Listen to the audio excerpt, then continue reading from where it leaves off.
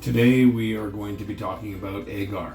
We're going to be talking about agar in general, why we use it, as well as the ingredients needed and how to make it. So for agar, I've just been using I know they say not to do it, but 2 mason jars. So first thing is we got 3 different ingredients. We've got agar powder. We've got our dry malt extract, as well as the nutritional yeast. And the proportions are 20 grams of the barley malt extract, 20 grams of the agar powder, and 2 grams of the nutritional yeast. So 20 grams of the agar powder. Sorry, and this is, these measurements are for 1,000 milliliters of distilled water. 20 grams of the extract and 2 grams of the nutritional yeast. Alright, now we're going to just dump that in the pot. We're going to mix that with our 1,000 milliliters. I had a bigger measuring cup that did 1,000 milliliters, but I dropped it on the floor and broke it, so we'll just do 2 500 mils and another 500, 1,000. Now we're going to turn that on.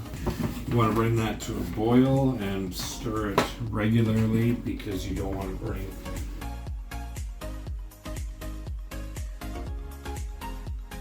After this is ready and simmered for a couple of minutes, I will pour it into the jars, and we're going to pressure cook that at 15 psi for 45 minutes. You grow your agar in a dish, and as it grows out, you look for the strong parts of it and cut them out and transfer to a new agar dish in the center and let it grow out again. And you continue to do this a few times until you get a monoculture where it's growing out from the center in a very uniform pattern. That's what's the most important. Through my travels, I've learned that if you do a few different transfers of the strongest part of your growth in an agar dish, you do end up with a much stronger, faster colonizing, faster fruiting strain. Alright, so we're at boiling point. I'm going to just turn it down for a minute. I think we're pretty good. I'm going to turn it to simmer. Now, a lot of people are adding food coloring to their mixes for many reasons. It does look more visually appealing. I use it specifically to help define one batch of agar to another batch of agar because it's easy to tell them apart with the difference in color. So for this batch here, I'm using a little bit of red. It's a little frothy, but seems to be well mixed. So I've got the 23 quart Tefal pressure cooker going here. I like this one specifically. It's got the gauge at 1, 2, and 3 for 5, 10, and 15 psi pressure, as well as the dial for which pressure you want, and a relief as well if you want to relieve the pressure. So far it's been working very well for me.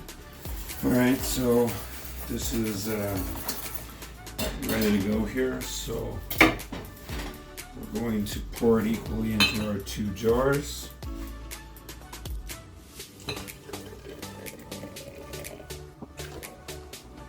Now I want to pour as close as I can to the same amount in each jar so that after the pressure cooking, during the cooling, they both cool at more or less the same temperature. I made a mistake last time, and one jar was about 1.5 inches fuller than the other one, and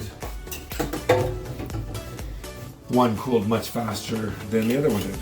So we're just gonna put our lids on so I can pick up the jar, but it's definitely loose. Set it to number 3. We're gonna turn it on high. We're going to let that get up to, we're going to leave it on high until it gets to 15 psi. When it gets down to 15 psi, you want to turn it down to, depending on your stove, maybe medium or 6 for a few minutes, and then again keep turning it down until you want to turn it down as much as you can until the pressure starts to drop a little bit. So you only want it as high as you need to maintain that 15 psi pressure. All right, guys, welcome to the pour. So for this, I got my face mask. I have my spray misting bottle of alcohol. I have my bottle of alcohol, gloves, 2 paper towels. Now typically you'll see most people using Agar dishes, which are about a 4-inch diameter round clear plastic dish. That's about a 1/2 inch thick, and that's what you would typically use to grow out any kind of a culture in, whether it's mycology or otherwise. I saw a couple guys on YouTube who were using these cups. Now the plates can be very expensive when you're going through a lot of cultures. So they were using these condiment cups, which you would get at a fast food restaurant or a takeout of some sort. You know, they fill it up with your ketchup, mustard, whatever. And they were using these things. And I've been using them for like 1.5 years.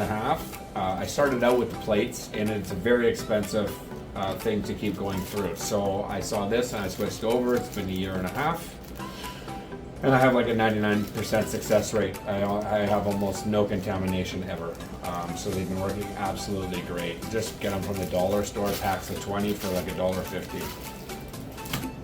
All right, so I've got my jar of Agar that has finished sterilizing in the pressure cooker, and it's currently still very hot.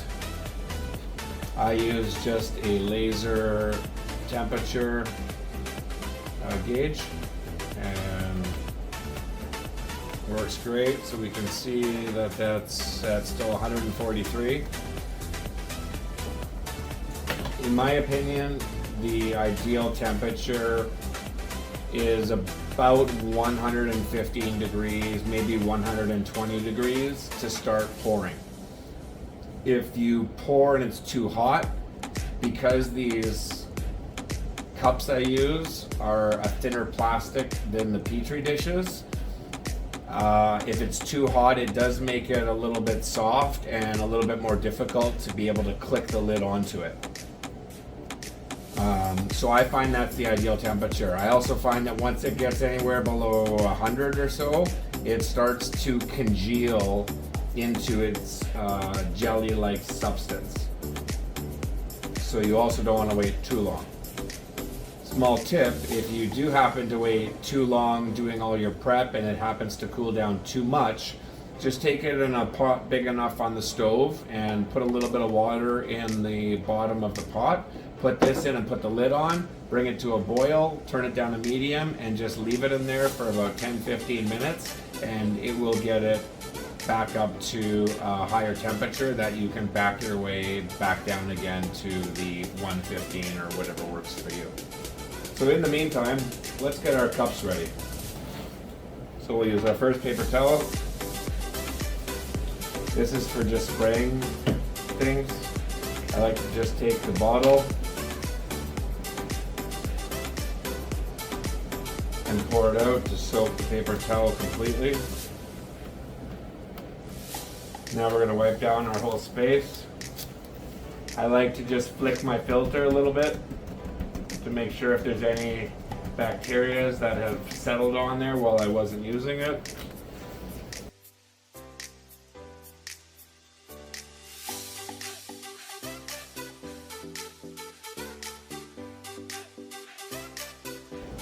Now a jar is going to do more than 20 cups, the size of the jar that I have, which is a 500 milligram, and it's almost all the way full,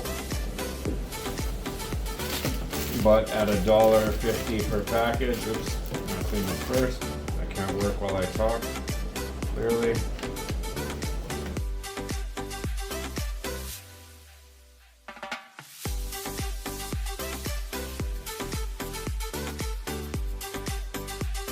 Alright guys, so if you saw my other video when I was doing agar to agar transfers, and if you didn't, go check it out. I'll leave it at the end of this one up in the corner.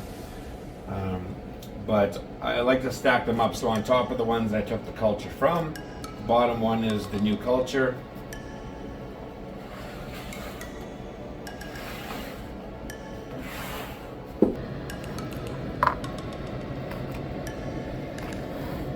Alright guys, so here's a little sneak peek. As you can see, the culture has taken over the whole dish. Cup, I should say.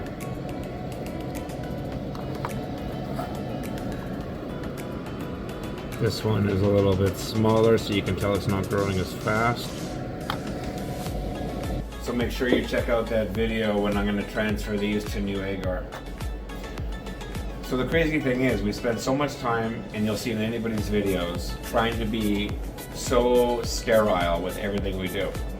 But mushrooms naturally grow in nature, which again, along the side of a trail or randomly in a forest, is not a bacteria-free environment. So it's very interesting how they thrive on their own.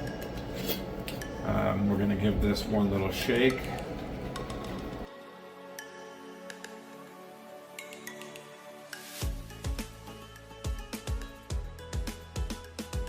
So there are better jars to use, and I really need to get some because I don't know if you can see, but I keep spilling it everywhere.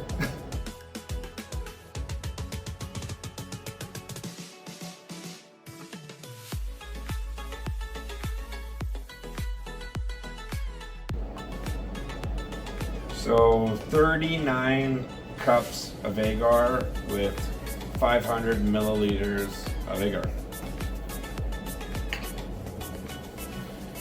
Alright guys, so I'm just going to leave these here stacked up in front of the fan overnight.